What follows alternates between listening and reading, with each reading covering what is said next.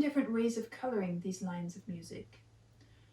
The kind of contact that our strings have, that our fingers have with the strings, affects how the sound will be shaped when we pluck the string. Of course, there are other things involved too, like the speed and the force of the pluck, and the way we approach the string, the way we leave the string, where we place our fingers on the string, whether it's down here or up here.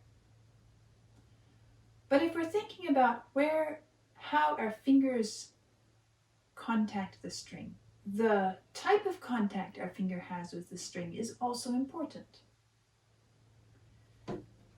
If you look at your hands, you can see that the softest, fleshiest part of your finger is right below the tip, right here. And when you press that part of the finger onto the string, it's going to give you the warmest sound possible. Also, the width of your fingers has somewhat to do with it. So if you want the warmest sound of all, it's easiest to get it with your thumb, because your thumb is going to be the widest finger, and you can get most skin vertically along the string, like this. You can see that the string starts touching right here, and I can make it travel all the way through the center of my thumb up until the end. And when I play with that amount of contact, it gives me a very warm sound. That's different from if I point my thumb sideways and play on the corner of my thumb. You'll hear the difference. That's a thinner, pointier sound. This is warmer and fuller. The same is true for all my fingers.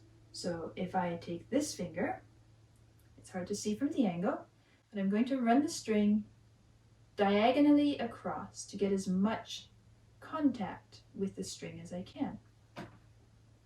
Pressing it in here, you see the string is right here. It runs across up to the top right here. That's a very nice full sound as well. What if I were to point it so that I'm catching it on the corner? That's a more brittle, drier sound. That can be useful, maybe if I want to play down here and get this kind of sound.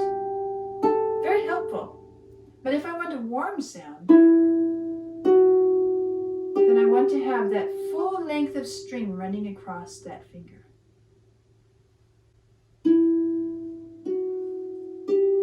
And you can practice getting your thumb and your finger to match their sound quality, one after the other, or even on a single note.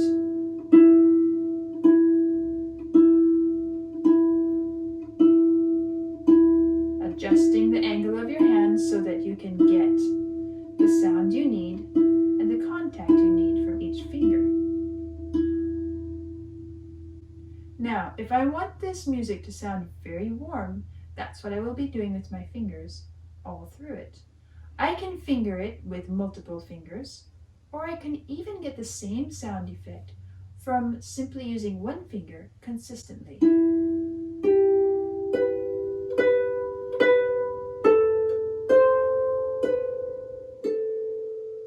I'm going to switch to my thumb now.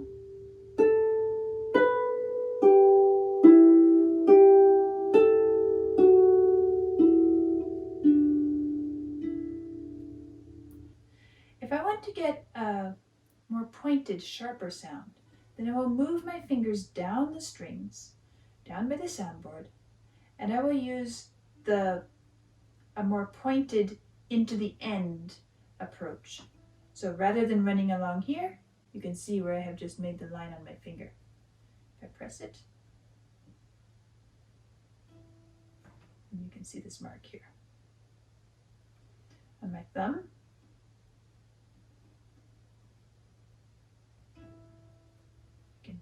maybe see where that line runs. And this is what the sound would be like.